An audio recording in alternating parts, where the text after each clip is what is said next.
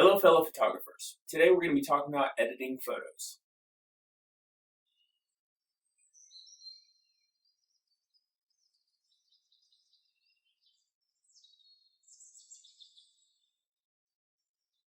Alright, last week we went through and we organized all of our photos to prepare ourselves for editing. This week we're going to go through and we're going to edit those photos that we organized. So let's jump right into it. Okay, so one of the first things I like to do before I start editing the photos is I like to go through and find out what pictures I took for panoramic purposes. So that's the first thing we're going to do right here. So we're going to go through the pictures and we're going to find what was taken for panoramic purposes. Alright, so we can look through and we can see that this one possibly is a panoramic. So for now, we're just going to push Control 3 to put a 3-star on it here in our rating section, and then we're going to move on. And you can just kind of go through this quickly, and it's easy enough to kind of see what pictures line up and look like they're meant to be a panoramic. So like this here could be, but it's not adding enough for me to really want that one to be a panoramic per se. Looks like these here are going to be a panoramic. And we're just gonna, I'm noticing a video file here, we're just gonna look at the raw files. Alright, these might be, but I'm really not too sure. We're gonna try it anyways. Okay, so something like these three pictures can be made into a panoramic, sort of. It's just going to make the frame size just a little bigger, but it looks like from the one that I would probably mainly use this one here, all it's doing is adding more to this this white sky here, and I care less about that. So this one we're just going to skip over.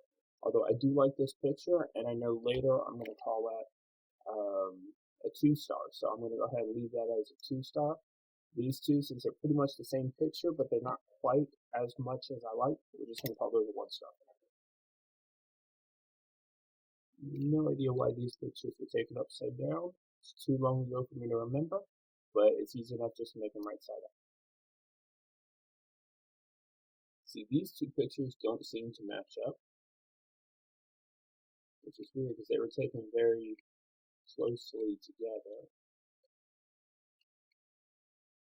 But these two do seem to line up. Don't know if it's going to give me anything great, but I'm going to go ahead and list it anyways. Don't think that's part of it, but we put it in erase.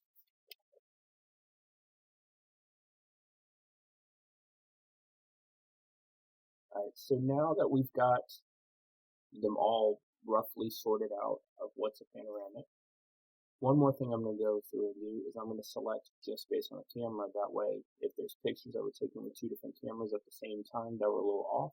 Now, this isn't something I normally do, but normally I'm not editing from two different cameras. I'm just editing from my camera. So we're going to look through the ones that we had labeled as a 3-star, and we're going to go through and just double check again what is a panoramic, and we're going to call it a 4-star. So these must have gotten in there somehow. They are not even meant to be there. So we're just going to call those a 0 again. And while these might be able to make a panoramic, it looks like that was just me chasing the birds. And this one's blurry, so we're just going to get rid of it. And now we're going to look at the other camera. Alright, so now we're just going to open up all of the pictures we have in Adobe Camera Raw, and we're just going to do some very quick editing just to help us see them a little bit better. So the very first thing I do is let's select all of the pictures, and we're going to go down here under Optics, and we're going to remove chromatic aberration and use profile defaults, and it's generally smart enough to find your camera. And then we're just going to come under here on the basic, we're going to do auto white balance and auto color for now. I'm just going to let it go through and do all this, and then we're going to press done. And as you can see, it's just going through and kind of moving the pictures because it's going through what it's edited and what it hasn't. So we'll just let it do this for a second and we'll come back. All right, so now we're going to select our first group of panoramic pictures. We're going to open these 3 images up in Adobe Camera Raw. Okay, so we're going to select all 3 images. We're going to right click it. We're going to click Merge to Panorama. And then as you can see here, it's kind of made our own panoramic picture out of it. So at this point, we're going to play with the boundary wrap. And we're just going to see what looks best. What makes our, see right here, we've got some curves. This kind of looks unnatural. So let's see where that looks the best and shows us most of the image. See, I've still got a little bit of curve there, but I still see most of the image, and I'm okay with this one. I keep it on auto crop, because if I didn't, then you'll see more of it. And actually kind of thinking about it, this particular image, because if I crop it myself, I can bring up the crop in here, but then I can just fill in some sky. So I'm going to push fill edges, and it's just going to make those edges for me however it thinks is best. Right here is going to do a horrible job, but up here does pretty good. So if I crop that away, yeah, that might be okay. So let's merge it. It's going to ask me a file name. I'm going to save it in the same location, and this is just pulling one of the images, as you can see from over here. So we're going to call it that-1. So we're just going to change Pana to 1. And we're going to click save. And then as you can see here, it opened it up in another file. Now we've got some weird cropping going on here with the head, so that's probably not something we want. So what we're going to do here is we're going to go first and crop our image down. So we're going to bring this up just to right there. And leave that on custom. Right about there. And we'll just bring that in right to about there. And then let's see how that looks. As far as I can tell, that looks pretty decent. Let's go ahead and push auto again to see what it does for me. And then we're going to actually tweak this a little bit. So let's bring up the shadows here. I'm going to bring down the highlights. I'm going to bring down the blacks a little, bring up the whites. Add a little more contrast, bring the shadows up a little more. And then it looks okay, but that sky is ugly. So we're going to go into here under masks. We're going to select sky.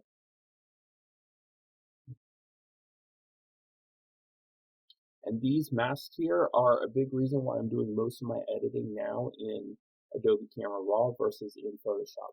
Because look at how great that selected the mask. So what we're going to do is we're going to add a little temperature to it, add a little color. We're going to make the sky a little more blue. It makes it look slightly more unnatural, but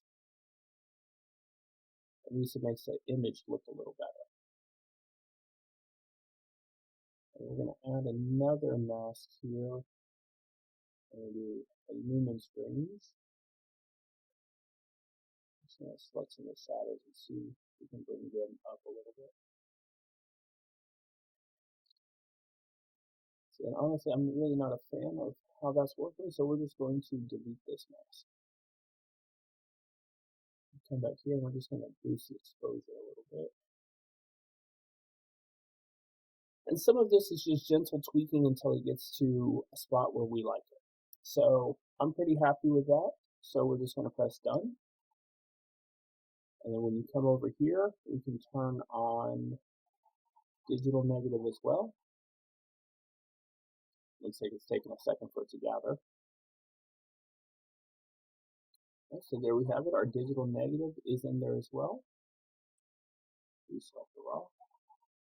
And then those 3 pictures that we utilized, we can get rid of those by just Control 0, and that'll put it at no stars again, and we'll go back and see if any of them have any potential in them for later on. Actually, I'm just going to go ahead and do that now. Looking at these three pictures, I think I like the panoramic best, so we're just going to call these 1 stars.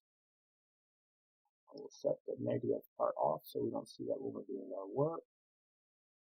Let's come back here and select the camera again, and then we'll select our next panorama. It's going to be the same thing here. We'll select them all, right click, merge to panorama. This time I am going to auto crop it. I'll go ahead and merge it. And the same thing, we just call it -1. And here in Camera Raw, you can also control your ratings. So for these here, instead of pressing Control when you do it, you just select the number. So we're just going to call these 1 stars because I'm not going to use any of these. So we just press the number 1, and there we go. So this one here, let's go ahead and tweak it a little bit. And I'll bring up the shadows, blacks, get rid of highlights. And we're going to do the same thing with the mask for the sky because it was an ugly day. We'll just see if we can make that look a little nicer. You see we just made that gray sky blue again. Makes the picture look a whole lot better. Let's look at some cropping. Tilt it a little bit. I've got it on custom and constrained to image, so it's not going to let me get outside of what's already there. Alright, so I'm pretty happy with this image. So we're going to press done. And we'll let this catch up. And then we'll just move on to the next panorama. So I'm not fully sure if this is going to work as a panorama, because it kind of looks like the angles are slightly different on this one, but we're going to give it a try and we'll see regardless. Looks like he was able to make it work. So we'll merge them. This image here came out pretty dark. So first thing, let's raise the shadows, exposure, up the contrast a bit, more highlights. Now this picture, with how it's looking, you can tell it was shot underexposed. You can also tell, because of the starburst here, it was shot with a higher aperture. It's just curiosity what aperture it was shot at. Right, so in playing with this one, I kind of realized that I'm not going to use that digital negative at all. So we're just going to go ahead and delete it. And this picture here seems to be the crop that I was going for. Seems to be what we're going to utilize. Okay, so I'm fairly happy with this one. So we're going to call this one a 2-star here. This one we're going to call a 1-star. And because of my curiosity with that image, I'm curious as to what aperture is shot at. I'm going to go ahead and guess somewhere around f16, just based on this starburst. But let's just take a look and see if it'll tell me. f13. I was off a little bit, but like I said, it was still a pretty high aperture. So I'm a little surprised by that. With an exposure of 800 and then 200. This is alright. So this was my sister's camera. So she took this picture. I'm not sure why she would have shot at 200 ISO with an 800th of a second at f13 like this. It kind of sounds like maybe she was shooting in auto mode. The slightly higher ISO, that's what added a little bit of that noise that we saw in there. There wasn't a whole lot, but there was a little bit, and that's probably what is the reasoning for that. Because the camera, the D3200, is a crop sensor, here it's showing you its focal length at 55 millimeters. In 35 millimeter, if it was a full frame, it's showing you that would be about 82 millimeters. But yeah, it was just curiosity there. So let's go back and move on to the next panorama. So it looks like it's going to be this guy here. So let's see what we can do with him. This is going to be a vertical panorama. Alright, so at this point, I'm just going to shut off the camera. I'm just going to go through and I'm going to continue merging all these panoramas, and we'll just do that in fast forward mode, and then I'll meet up with you after it's done.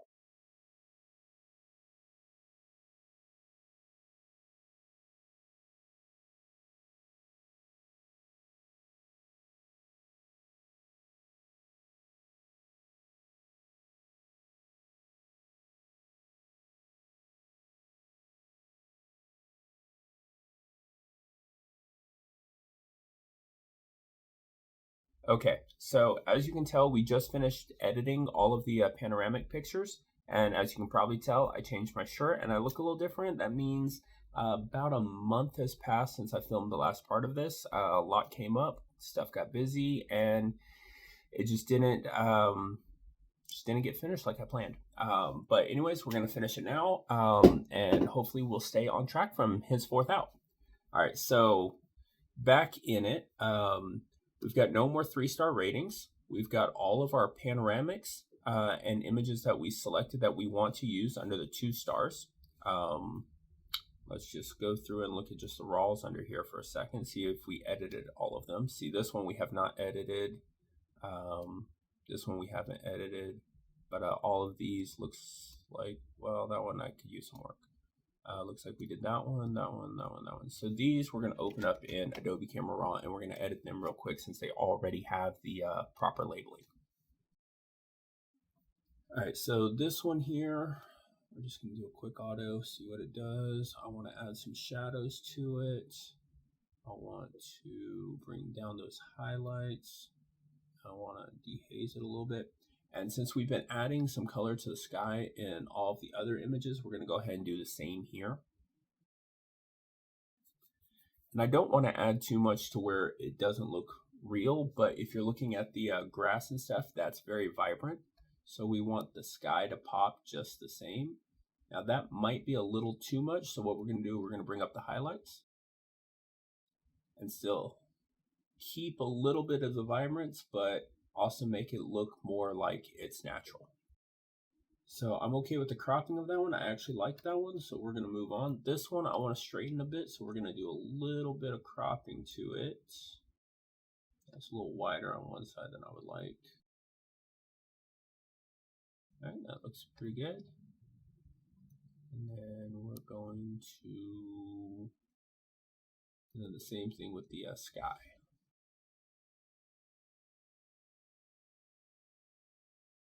And moving on to this one looks a little green. So we're just going to see here what daylight does. Cloudy actually did pretty good, a little vibrant, but. All right, so those 3 images have been edited. So now we're going to go into our no rating section. And we're going to look at the ones that we haven't really touched yet. So we're going to go back to the beginning. We have a lot of these to do, so I might shut off the camera at some point and then just re-pick it up, just because there are so many to go through and edit and figure out what we like, what we don't. So the ones that are over here in number 4, let's work on them first. So these 2 digital negatives, the reason that they have a different rating than the number 2s is because there's a little bit of stuff that's missing out of these images that I didn't want to just crop down. So when I say missing, I mean when they were composed together, there were parts of them that I hadn't taken a picture of, so it had nothing to fill in. So these we're going to open up in Photoshop. Okay, so we're going to open it in Photoshop, and then we're going to add a clone stamp layer on top. That way it brings everything back together. Now we don't need to do any editing in RAW, so we're just going to open it. And then just so you can kind of see the background a little better, I'm going to make it a bright pink instead of this transparent color we have. That way it just helps it show up a little better. So now we're going to create a new layer. We're going to grab our clone stamp tool. We're going to get it to a workable size. And then we're going to press Alt and we're going to select right about here. And we're just going to paint in over that. And we're going to do the same thing over here. We're going to select right around here. And then now that we've done that, we're going to grab our spot healing brush tool. We're going to zoom in. And we're just going to clean that up a little bit. For a second, I didn't even see it. All right, so there we are. That one actually doesn't look that bad. All right, so now we fit the screen and we see how it looks. There's a couple little bit of specks of dirt that was on my lens there. Other than that, it looks pretty good. I'm a little curious about what that is. Let's zoom in and take a look. Is that natural formation of the cloud or is that a Photoshop mistake? So that looks like a natural formation of the cloud, so we're going to go ahead and leave it, even though it does look like a straight line there. But yeah, we're happy with it so far. So now we can't save it as a digital negative because we have this layer here. So we're going to save it as a Photoshop document. We're going to save in the same spot with the same name. We're just going to press save. We're going to get out of that. And then now over here in Bridge, we see these two images. They look almost, there we go. They look almost the same, except this one here has that area filled in over there, and it just makes it look more complete. So this one we're going to call a 2, and this one we're going to call a 1. We're going to do the same thing with this one. And I'm not going to talk through this one, I'm just going to speed through it. All right, so now that we cleared those up, we're going to do what I said the first time, go under no rating. First, let's look to see if there's any digital negatives here. There are not. There are movie files, and there are no Photoshop files. So we're just going to select raw. That way we just select what we want to select. And then we're just going to go through and we're going to rate the ones that we don't want to use as a number 1. And we're going to rate the ones that we want to edit as a number 3. So I'm just going to kind of speed through this.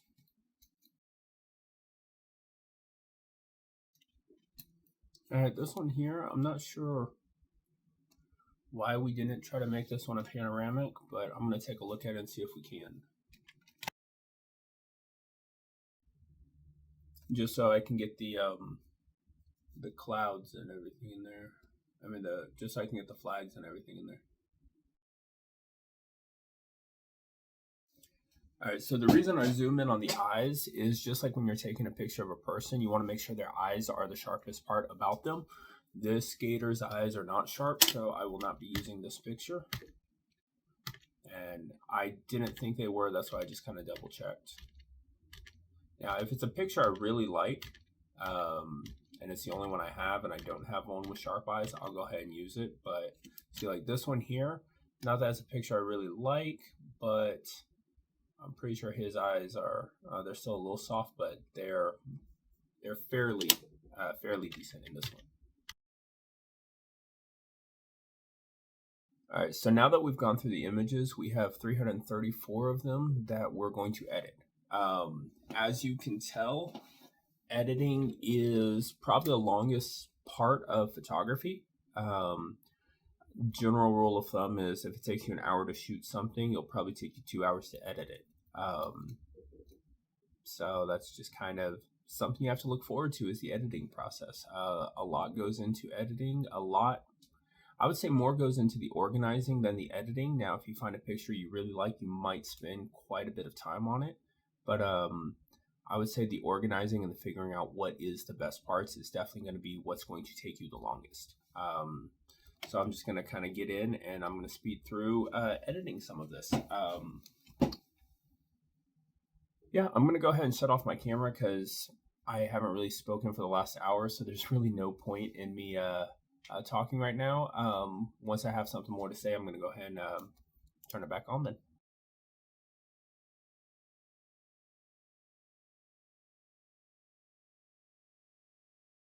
All right, so now that we've got all of our pictures now edited, we started with 2,722 and we've narrowed it down to 300. So at this point, we're just going to kind of scroll through one last time, look at our edited images. Those are all the ones that we have marked with a 2-star rating. And we're just going to see, are there any that we would like to tweak a little bit? Like this one, I think it's got a little bit too much blue to it. So we're just going to tweak it a little bit, just mess with the temperature a little bit. And I think just that right there makes it better. And we're just going to kind of go through and just kind of look at our stuff. See this one, the building here looks good. All of this looks a little soft, which it is, but I think we'll kind of leave it for now. Just kind of go through and look to see what we've got here. So I don't know how we missed that one, but we'll throw it as a 3 for now. This one's got a couple spots that needs to be touched up. All right, so now we've got 6 that need to be touched up. So we're just going to open up these real quick and see what needs to be done to them. So this one doesn't really look like we did a whole lot of anything to it. We probably just skipped over this one by accident. All right, let's see if that finished it. All right, so now we have 299 pictures. All of these pictures I am going to put on my website, so by the time this video is available, all of those pictures will be out there that we have just gone through and edited in case y'all want to take a look at them. But this is just my process of how I go through editing pictures. I recorded this video over the span of maybe about a month or two. So I don't know if I've already said this, but when you're taking pictures, pretty much for every hour that you're taking pictures, you need to plan 2 hours of editing. Sometimes it's a little more, sometimes it's a little less, but the organizing process, that takes up a lot of it, and then going through and editing the pictures. And if there's one that just really catches your eye that you just want to be perfect, you may find yourself spending even an hour just on the one picture. So let's say you're not even starting with 3,000 pictures. Let's say you're starting with, 50. It could still take you quite a few hours just to get through that editing process. I hope this was informative. I hope you got a little bit of an idea on one way of how you can edit. You can use Lightroom instead of Adobe Camera Raw. You can use Photoshop instead of using any of this. I just think right now this is the best way to go about it. And that's just my personal opinion. Everyone's entitled to their own. So until next week, happy shooting, happy editing, and I will see you next time.